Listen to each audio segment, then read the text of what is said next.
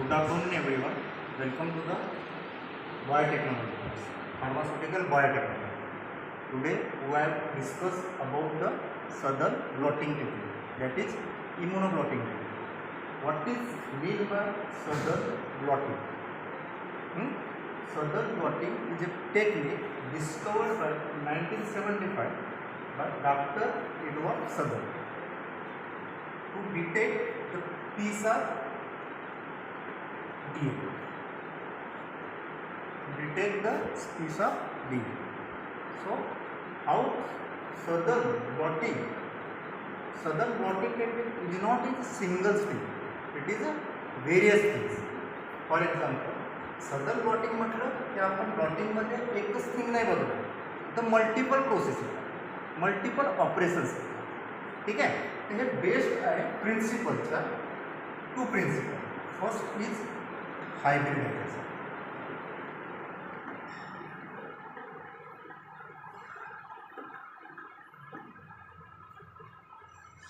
First principle is hybridization. So, after DNA sequence determine what is meant by hybridization.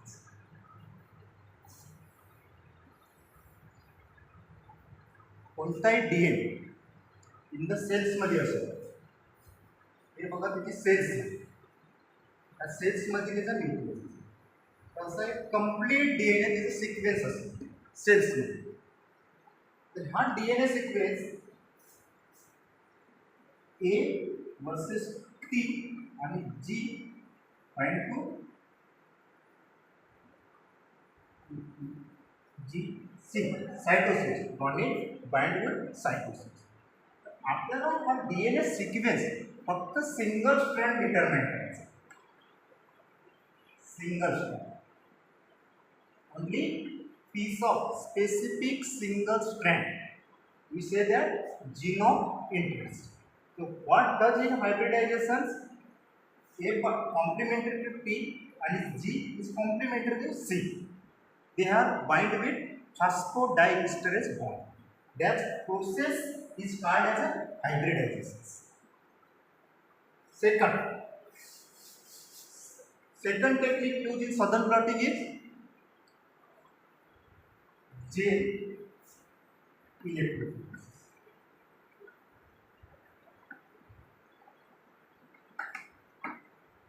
DNA have certain shape and size.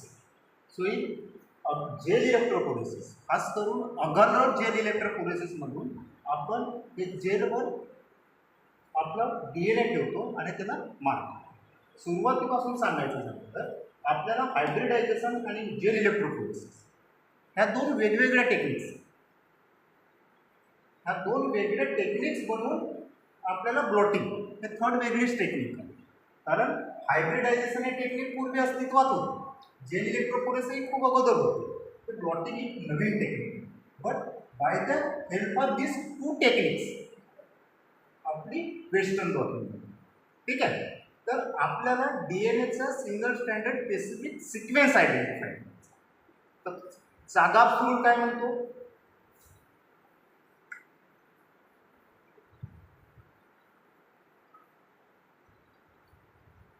A equal to T आणि G equal to C म्हणजे AT equal to GC हा जागाफ rule म्हणतो. Scientist होतो 1860 त्यांनी सांगितलं AT base pair equal to GC. तर असं असू शकतं. पण हा रूल ब्रेक झालेला आहे, असं नसतोच प्रत्येक वेळेस. तर A इक्वल टू T म्हणजे आणि G इक्वल टू C हे कॉम्प्लिमेंटरी स्ट्रँड. ठीक आहे. माझा सेल किंवा बॅक्टेरियल सेल्स मला एक स्पेसिफिक जीन ऑफ इंटरेस्ट काढायचा.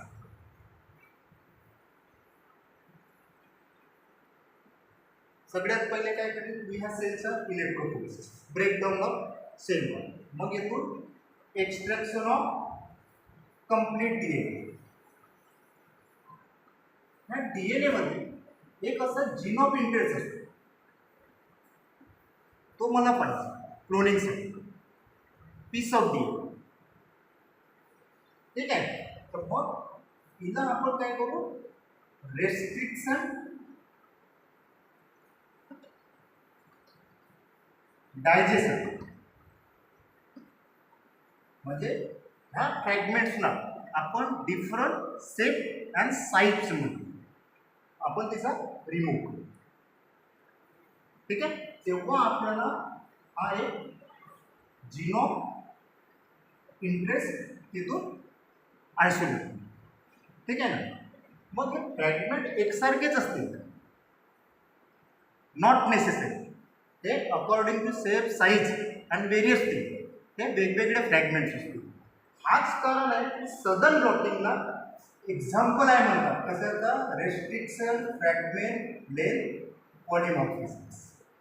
Polymorphism you know very well about in industrial pharmacy. What is polymorphism? Similar concept is applied to whole genome. Ability, variations in this complete genome to cut by restriction endonuclease. त्याला आपण म्हणतो restriction fragment length polymorphism. ठीक आहे. तर आपण gene of interest घेतो. हा gene of interest हा डबल स्टँडर्ड असेल, अगोदरच काढला असतो. हा असा डबल स्टँडर्ड असेल.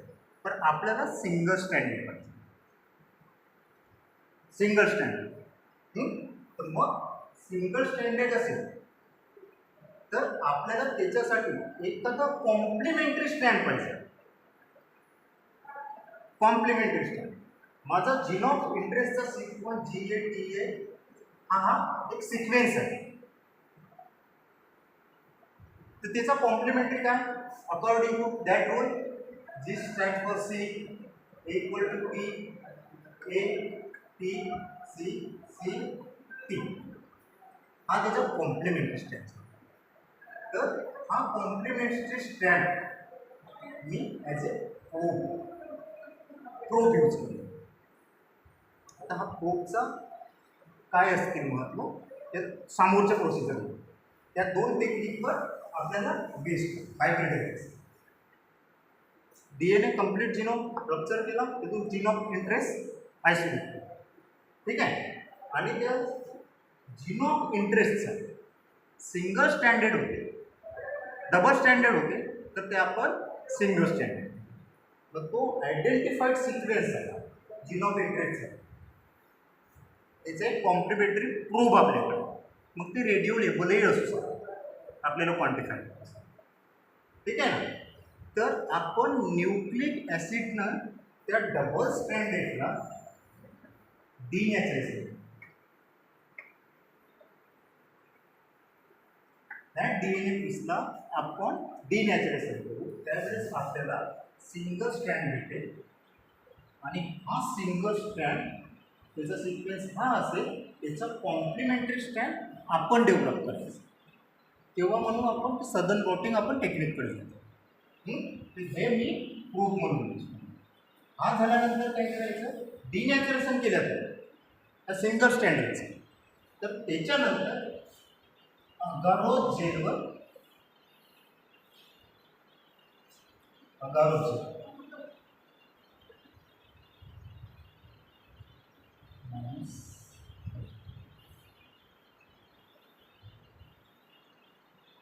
हे डिफरंट वेल असतो. 1, 2, 3.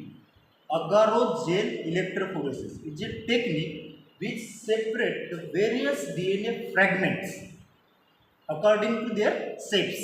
इथं निगेटिव्ह टर्मिनल्स असतो, इथं पॉझिटिव्ह, इथं पर्टिक्युलर असेंब्लीला अटॅच असतात. तर आपण इलेक्ट्रिक पोटेन्शियल पाठवू शकतो. ठीक आहे. तर पहिले इथं आपला मार्कर आहे, अकॉर्डिंग टू लेंथ जे छोटे राहते ते लॉंग डिस्टन्स ट्रॅव्हल करतात.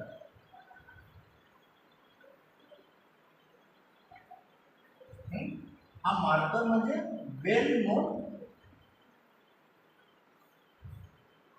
त्याचा सिक्वेन्स आपल्याला माहिती आहे. कॉम्प्लिमेंटरी प्रूफ याचा सिक्वेन्स हा सिंबल किंवा 150 तो बेस पेअरमध्ये असतो. हा सुद्धा सिंगल स्टँडर्डच असेल. ठीक आहे. मग काय केलं, आपला हा सेकंड वेलमध्ये आपले जो सॅम्पल्स आहे तो लोड केला. तिथं वेगवेगळे फ्रॅगमेंट्स आहेत, तिथं आपलं जीन ऑफ इंटरेस्ट येईल. ठीक आहे. अकॉर्डिंग टू साइज के ट्रॅव्हल, ठीक आहे. पण जेव्हा ट्रॅव्हल करते जे लेंथने मोठे larger in length they travel less distance as compared to small distance. Suppose we have gene of interest. हा माझा जीन ऑफ इंटरेस्ट आहे. याच्या बेस पेअरवर मला समजेल या मार्करवर की हा किती किलो बेस पेअरचा. पण आपण याला व्हिज्युअलाइज कसा करायचा, किंवा तुम्ही जसं इंडस्ट्रियल फार्मसीच्या प्रॅक्टिकलमध्ये स्पॅच्युला वगैरे घेऊन जे इलेक्ट्रोफोरेसिसमध्ये तुला इथून काढू नाही शकत. इट्स अगार जेल असते ते खूप हेगाईल असते. इट इज खूप फ्रेजाईल टेक्निक, ठीक आहे ना. तर ह्या अगारो जेलवर आपण इथं हात म्हणजे हँडलिंग नाही करू शकत. एका जागेवर दुसऱ्या जागेवर by the use of any spoon or anything we cannot transfer. So what we will do, त्याच्यासाठी असते की हा अगारो जेलचा दुसरा असा रेप्लिका, की तिथे हे सगळे इम्प्रिंट आहेत 1, 2 आणि 3 वेलमधले डीएनएचे फ्रॅगमेंट ते इथं तयार झाले. त्या टेक्निकला म्हणतो आपण blotting. Blotting Southern related to DNA blotting म्हणजे हे ब्लॉटिंग टेक्निकचे याचा रेप्लिका तयार. तर मग रेप्लिका आपण तयार कसा करतो. तो रेप्लिका तयार करण्यासाठी आपल्याला अगोदर एक ट्रे घ्या.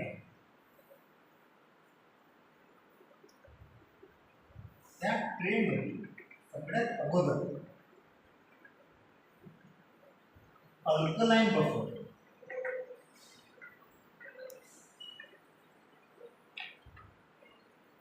जेल इलेक्ट्रोलिसिस नंतर अल्कलाइन, या अल्कलाइन बफरच्या अप्पर पोझिशन्सवर तुमची हे स्पॉन्ज असणार.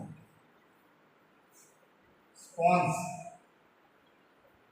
Which absorbs only water. त्याच्यानंतर तुमचं इथं हे अगारो जेलची सीट असणार. सॉरी, पहिलं अगारो जेलची नाही, इथं तो फिल्टर पेपर असतो.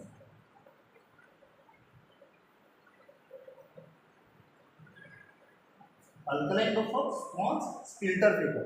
ह्या फिल्टर पेपरच्या अप्पर साईडला तुमची अगारो जेल ची हे पूर्ण सीट्स असते. ह्या सीटच्या अप्पर साईडला अजून तुमची जी मेम्ब्रेन असेल हे इम्पॉर्टंट आहे ब्लॉटिंगसाठी. ही असते सेल्युलोज,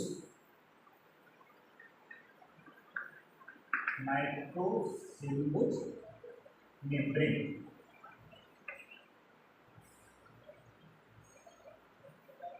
नायट्रोसेल्युलोज मेम्ब्रेन. त्या नायट्रोसेल्युलोज मेंबरच्या अप्पर साईडला तुमचा पेपर नेपकिन किंवा टॉवेल असेल. टॉवेल एक्सेस बफर वरतं नाही गेलं पाहिजे. याच्या वर असं तुमचा वेट किंवा पेपर वेट, ठीक आहे ना. हे टॉवेल तो ॲब्सॉर्ब. त्यावेळेस काय होणार, तर जेव्हा आपण ब्लॉटिंगला जातो म्हणजे हिचा रेप्लिका आपण इथं तयार करतो. रेप्लिका तयार करतो म्हणजे एवढेचे जेवढे सिक्वेन्स आहे ते आपण नायट्रोसेल्युलोज पेपर देतो. तर केव्हाही ब्लॉटिंग टेक्निक करता वेळेस अगोदर तुमचा जो नायट्रोसेल्युलोज पेपर आहे त्याला ब्लॉकिंग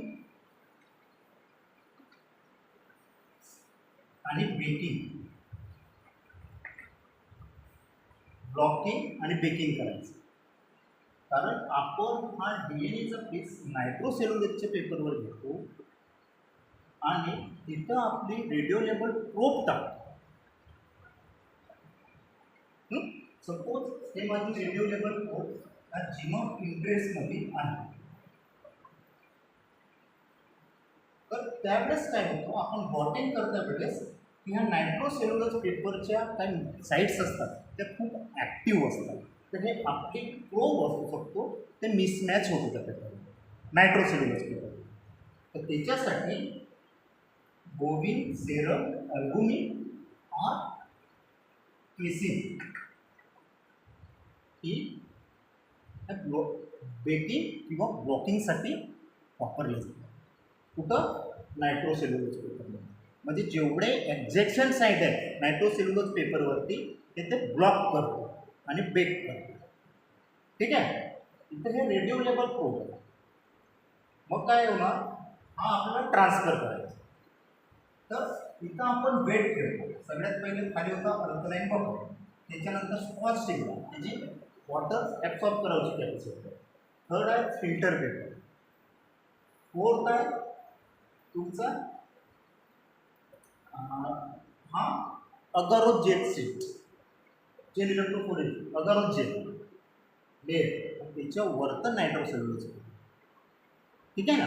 तर ह्या वेळेस काय होणार, आपण इथं हा वेट ठेवल्यामध्ये प्रेशर बिल्डअप होतो. ठीक आहे. आपला जो हा बफर आहे हा ट्रॅव्हलिंग करतो बाय फोर्स वरून जातात, त्याची movement from bottom to top by capillary action. Capillary ॲक्शननी आपला जो वॉटर आहे हा अपवर्ड मुवमेंट स्टार्ट करायचा. तर त्यावेळेस काय होतं, buffer also pass to filter, also pass to phones, it also passes agarose gel, but it cannot pass through the nitrocellulose membrane. Water बफरमध्ये असलेली वॉटर खालून एकदम टॉवेलपर्यंत पोहोचून जाईल, पण बफर नाही पोहोचणार. तर बफरला रेस्ट्रिक्ट कोण केलं, फक्त नायट्रोसेल्युलोज मेम्ब्रेन. तर त्यावेळेस काय होतं, नायट्रोज आपल्या ह्या अगारोज जेलचे, अगारोज जेल्समध्ये जर असे सिक्वेन्स असतील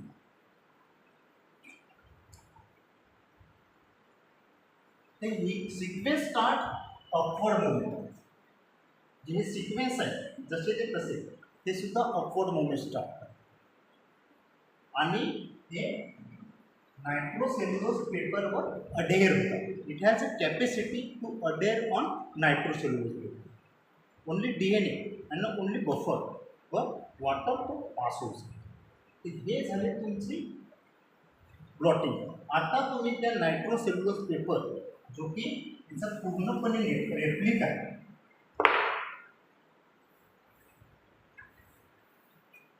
त्या नायट्रोसेल्युलोज पेपरला तुम्ही चांगल्या प्रकारे व्हिज्युलाइज करू शकता. व्हिज्युलाइज करू शकता म्हणजे तुमचा हा जो जीन ऑफ इंटरेस्ट आहे, हा जीन ऑफ इंटरेस्ट समजा इथं. तर त्यावेळेस तुम्हाला काय करावं लागेल, पहिला जो प्रिन्सिपल होता आपला हायब्रिडायझेशन. हायब्रिडायझेशन म्हणजे आपल्या जीन ऑफ इंटरेस्टचा असे वेगवेगळे फ्रॅगमेंट असतील 1, 2 आणि 3 डेल्समध्ये. तो इथं काय करायचं, आपला जीन ऑफ इंटरेस्ट हा आहे त्यावेळेस हायब्रिडायझेशन करायचं. हायब्रिडायझेशन करणे म्हणजे कशाने करून आपण, तर तिचा कॉम्प्लिमेंटरी स्ट्रँड बनवतो. तो कॉम्प्लिमेंटरी स्ट्रँड असेल आपला प्रोब, हा sequence single stranded which are 100 to 150 base pair हा स्ट्रँड असेल. तो इथं टाका, पण तो स्ट्रँड आपण व्हिज्युअलाइज नाही करू शकत जो कॉम्प्लिमेंटरी स्ट्रँड बनतो. तर त्याला आपण त्या प्रोबला रेडिओ लेबल्ड करतो. त्या प्रोबला something radiolike substance which can attach. तो काय होणार, तो कॉम्प्लिमेंटरी याच्यासोबतच आहे, त्या याच्यासोबत हायब्रिडायझेशन. इथं कुठंतरी त्याला प्रोब असणार. ते प्रोब कशासाठी? आपल्याला व्हिज्युअलायझेशनसाठी. मग हेच ब्लॉटिंग सीट आपण हे आपले नायट्रोसेल्युलर मेम्ब्रेन जेव्हा आपण इथून रिव्ह्यू करू तर रेडिओग्राममध्ये आपण तिच्या बघू त्यावेळेस आपल्याला समजेल की आपला जीन ऑफ इंटरेस्ट हा आहे. त्यावेळेस परत डिनॅचरेशन्स करून आपले रेडिओ लेबल प्रूफ बाहेर काढायचं आणि आपल्याला single piece of gene of interest मिळणार.